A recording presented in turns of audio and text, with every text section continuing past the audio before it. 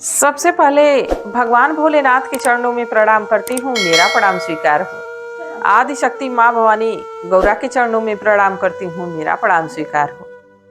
सभी देवी देवताओं के चरणों में प्रणाम करती हूँ, मेरा प्रणाम स्वीकार हो। आप सभी गुरु भाई गुरु बहनों के चरणों में प्रणाम करती हूँ, मेरा प्रणाम स्वीकार हो। गुरु भाई गुरु बहनों, आप लोगों के साथ से, आप लोगों के सपोर्ट से महादेव की कथा और शिव शिष्यों तक पहुंचती। तो आप लोगों से यही निवेदन है कि आप लोग कथा को ज्यादा से ज्यादा शेयर करें ताकि महादेव की कथा और शिव शिष्यों तक पहुंच सके। अगर जो आप लोग चैनल पे नए हैं तो सब्सक्राइब कर लीजिए ताकि जो भी वीडियो पड़े, जो भी कथा पड़े, वो आप लोगों तक आसानी से पहुंच जाए। कमेंट में महादेव का नाम जरूर लिखिए। भगवान का नाम लिखने से, बोलने से सारे कष्ट दूर हो जाते हैं, सारी परेशानी दूर हो जाती है। तो महादेव का नाम जरूर लिखिए। देखिए गुरु भाई गुरु बहनों, कहता है ना कि कर्म के हिसाब से मनुष्य को जगह मिलती है भगवान के दरबार में। किसको स्वर्ग मिलता है, किसको नरक मिलता है, ये कोई जानता नहीं, पर सब अपने अपने कर्मों के हिसाब से आंकते हैं कि हम अपना ऐसा कर्म किए, हम अपना वैसा कर्म किए, हम सदकर्म किए, हम लोगों की सेवा किए, हम दान दक्षिणा किए, तीर्थ धाम किए।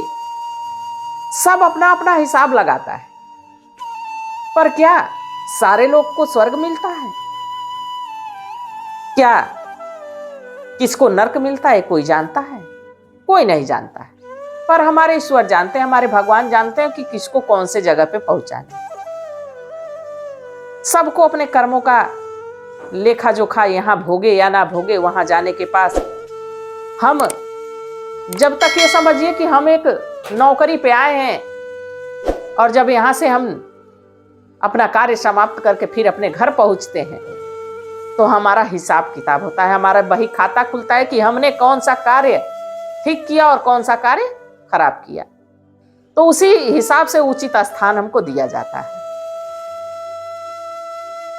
देखिए, इसी क्रम में एक बार 4 लोगों की मृत्यु हुई। 4 लोगों में चारों एक परिवार के नहीं थे, चारों अलग अलग जगह के लोग थे, जिसमें एक राजा थे, एक सेठ थे और एक ब्राह्मण जी थे और एक गरीब किसान थे। इन चारों लोगों की मृत्यु एक ही समय पे, मान लीजिए कि क्षण भर में ही ये लोग एक ही साथ यमलोक पहुंचे। जब यमलोक चारों लोगों की आत्मा पहुंची तो वहां अब इन लोगों का हिसाब किताब शुरू हुआ। यमराज जी आए, चित्रगुप्त जी आए और इन लोगों का बही खाता अब देखे जाने लगा।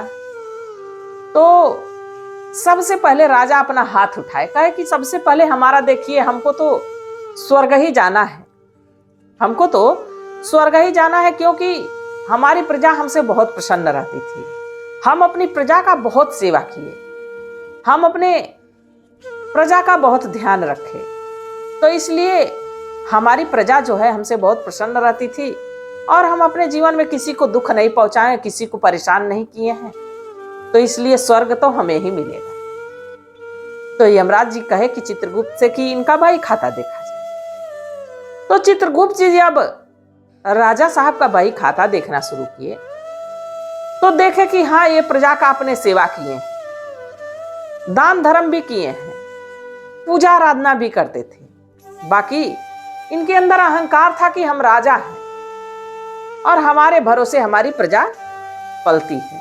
अहंकार हमें जब आम हो जाएगा कि हम ही पूरे घर का खर्च चलाते हैं, अगर जो हम कोई कार्य कर रहे हैं और हमारे पास पैसे रुपए हैं, हमारे पास धन है और हम पूरे परिवार का जिम्मा लिए हुए, तो ये अहंकार वाली कौन सी बात है? हमारा ही परिवार है तो इसमें अहंकार क्या है कि हम ना रहेंगे तो इनका काम नहीं चलेगा? नहीं, हम नहीं रहेंगे फिर भी इनका काम चलेगा, हमारे भरोसे थोड़े नहीं बैठे हैं। कोई किसी के भरोसे नहीं रहता है, पर राजा को यह अभिमान था, यह अहंकार था कि हमारे भरोसे हमारी प्रजा है, हम नहीं रहेंगे तो हमारी प्रजा पे विपत्ति आ सकती है, हमारी प्रजा कहीं की नहीं रहेगी। जबकि राजा के जाने के बाद भी राज्य चलता है, ऐसा थोड़े ना है कि राजा नहीं है तो उस जगह पे दूसरा राजा नहीं होगा।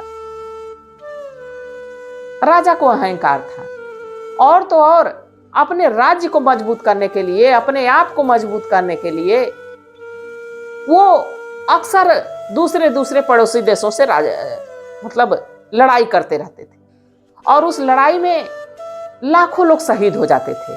किसी का पति जाता, किसी का बेटा जाता, किसी का पिता जाता, कितनी औरतें विधवा हो जाती।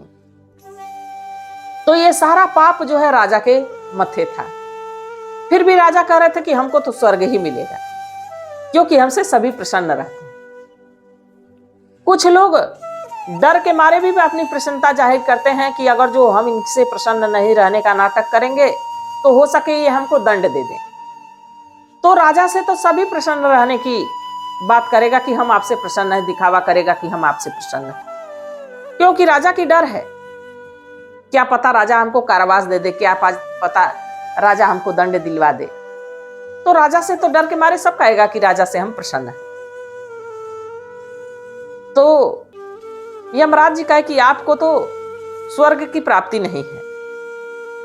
अब राजा साहब का सिर नीचा हो गया, घसक गए वहां से। फिर सेठ जी कहे कि हमको तो स्वर्ग की प्राप्ति पक्का है, क्योंकि हम अपने धन में से बहुत ज्यादा दान पुण्य किए हैं, तीर्थ धाम किए हैं, और भगवान की पूजा आराधना तो जम के करते थे। चित्रगुप्त जी उनका बही खाता देखने लगे जब, तो कहे कि हाँ किए तो हैं, पर एगो को ठगते थे तो किसी को दान करते थे, 10 व्यक्तियों को ठगते थे तो किसी एक व्यक्ति को आप दान करते थे। कोई सामान बेचते थे, 1 पैसे का सामान है तो 10 पैसे में बेचते थे। तो ठगी कर करके आप भगवान की सेवा करते थे, ठगी कर करके आप दान पुण्य करते थे। आपका पूरा जीवन ठगने में ही चला गया, तो कैसे आपको स्वर्ग की प्राप्ति होगी। सेठ जी कहे कि हम तो भगवान की पूजा पाठ तो करते थे, तो कहे कि इस ठगी के पैसे से ही पूजा पाठ भी करते थे। ईमानदारी आपने कभी दिखाई नहीं, ईमानदारी का 1 रुपया कभी आपने कमाया नहीं, तो कैसे आपको स्वर्ग की प्राप्ति होगी। अब सेठ जी का भी सिर नीचा हो गया, सेठ जी भी घसक गए। अब ब्राह्मण जी की बारी आई। ब्राह्मण जी कहे कि हमको तो कहना ही नहीं पड़ेगा, हमको तो स्वर्ग की प्राप्ति मिलती दिख रही है। चित्रगुप्त जी अब उनका बही खाता देखने लगे। देखते रहे तो कहे कि हाँ पूजा पाठ तो आप किए हैं, पर इसके बदले में किए हैं कि आप दान दक्षिणा लिए हैं। निस्वार्थ भाव से कभी आप भगवान को याद ही नहीं किए। आप हमेशा स्वार्थ लगा के, फला के घर पूजा पाठ कराएंगे तो इतना हमको दक्षिणा मिला, फला के आप पूजा कराएंगे तो इतना मिलेगा। कहीं किसी गरीब के घर आप जानबूझ के नहीं जाते थे कि वहां से कुछ मिलने वाला नहीं, और अपने घर में तो आप कभी सच्चे हृदय से भगवान को पूजा ही नहीं किए। नहाते थे, भोजन करते थे, इसके बाद निकल जाते थे कि फला के जगह, फला के घर कथा करवानी है, वहां से दान दक्षिणा अच्छा खासा मिलने वाला। तो भगवान को तो आप घर घर में याद किए, पर उसके बदले में कुछ आप पाने की चाह में किए। आप भगवान को निस्वार्थ भाव से कभी जाने नहीं, तो इसलिए स्वर्ग की प्राप्ति तो आपको भी लिखी नहीं। अब ब्राह्मण देव बिल्कुल चुप वहां से खसक गए। अब किसान की बारी आई। किसान कुछ नहीं बोल रहा है। किसान सोच रहा है कि हमको तो जब ये लोग इतना किए तो इन लोगों को नरक ही नरक लिखा है, तो हमको कहां से स्वर्ग मिलने वाला, हम तो गरीब ठहरे। वो कुछ नहीं बोल रहे हैं। यमराज जी कहे कि किसान आप कुछ नहीं बोल रहे हैं, तो कहे कि अरे मैं क्या बोलूं सरकार, जब इन लोगों की इतनी करने पे इतनी दुर्दशा है तो हमने तो कुछ किया ही नहीं। यमराज जी कहे अच्छा। तो किसान कहे कि हाँ मैं तो गरीब था, धन कमाने में लगा रहा, खेती गृहस्थी में लगा रहा, परिवार की जीविका चलाने में लगा रहा, कभी गरीबी के चलते कभी दान पुण्य नहीं कर पाया, और भगवान को तो मैं जानता ही नहीं था कि भगवान की कैसे पूजा आराधना की जाती है। हमारा पूजा तो हमारा परिवार ही था, उसी परिवार में दिन रात लगे रहते थे। हाँ भगवान को याद करते थे कि हे प्रभु हम इस काम को करने जा रहे हैं, हमारे इस कार्य में आप साथ दीजिएगा। बाकी अस्थाई रूप से हम कभी भगवान की बैठ के आराधना नहीं कर पाए, पूरा जीवन परिवार पालने में ही चला गया। अब चित्रगुप्त जी उनका बही खाता देख रहे थे, कहे कुछ तो याद कर लीजिए, इतना बड़ा जीवन है, कुछ तो याद कर लीजिए। किसान कहे, अब याद करते करते कहे, कुछ ऐसा तो नहीं किए हैं, पर हाँ एक बार मैं भोजन करने बैठा था, मेरी पत्नी हमें रोटियां ला के दी नमक के साथ। जैसे ही अभी खाने जा रहा था, तब तक लंगड़ाते हुए एक कुत्ता आके दरवाजे पे बैठ गया। अब उसके पैर को चोट के देख के हमको भोजन करने की इच्छा ही नहीं हुई कि बेचारे को किसी ने मार दिया, इतनी चोट लग गई है। अपनी उस रोटी को उठा के उस कुत्ते को खिला दिया, बाकिया तो मैं कुछ किया नहीं। तब चित्रगुप्त जी कहे कि आपको तो स्वर्ग की प्राप्ति दिख रही है। तो किसान कहे कि कैसे? तो कहे कि आपने तो सब बोल के बताता है कि हमको ये कष्ट है, परेशानी है, हमारी मदद कर दो, तो कोई मदद ही नहीं कर रहा है इस जमाने में। आपने तो बिना कहे बिना सुने उस कुत्ते को अपना भोजन करा दिए और उसके दर्द को अपना दर्द महसूस किए कि उसको कितनी पीड़ा हो रही, उसको कितना दर्द हो रहा होगा। उसके कष्ट में आप अपना योगदान दिए कि हमारा बेचारे को चोट लगी है, कोई मार दिया इसको, अपनी रोटी खिला दी, उस पे दया दिखाए। तो जब आप उस पे एक अनबोलता जानवर पे आप दया दिखाए, तो आप पे दया तो महादेव की हो चुकी है। जिसके देवता महादेव हों, जिसके रखवाले महादेव हों, उसको नरक की प्राप्ति हो ही नहीं सकती। तो देखिए गुरु भाई गुरु बहनों, सब अपने कर्मों के हिसाब से होता है। अगर जो निस्वार्थ भाव से हम एक भी सदकर्म कर दिए, चाहे वो अनजाने में ही सही, तो हमको यहाँ क्या वहां भी जाने पे उचित स्थान ही मिलेगा। और अगर जो हम भूल से भी कुछ ऐसा गड़बड़ कर दिए, अगर जो हम स्वार्थ के साथ कोई भी क्या कार्य करते हैं, तो हमारे खाते में एक दूसरे हिसाब से लिखा जाएगा। और अगर जो हम निस्वार्थ भाव से एक छोटा भी काम करते हैं, तो वो दूसरे हिसाब से लिखा जाएगा। यहाँ हिसाब होना, बाकी भगवान के घर में हिसाब होता ही है, क्योंकि वहां से जिस कार्य के लिए हम आए हैं, क्या वो कार्य हम पूरा कर रहे हैं? क्या उस कार्य को हम अच्छे से निभा रहे हैं? अपने रोल को अच्छे से हम निभा रहे हैं। माँ बने हैं तो माँ की जिम्मेदारी पूरी तरह निभा रहे हैं, पत्नी बने तो पत्नी की जिम्मेदारी पूरी तरह निभा रहे हैं।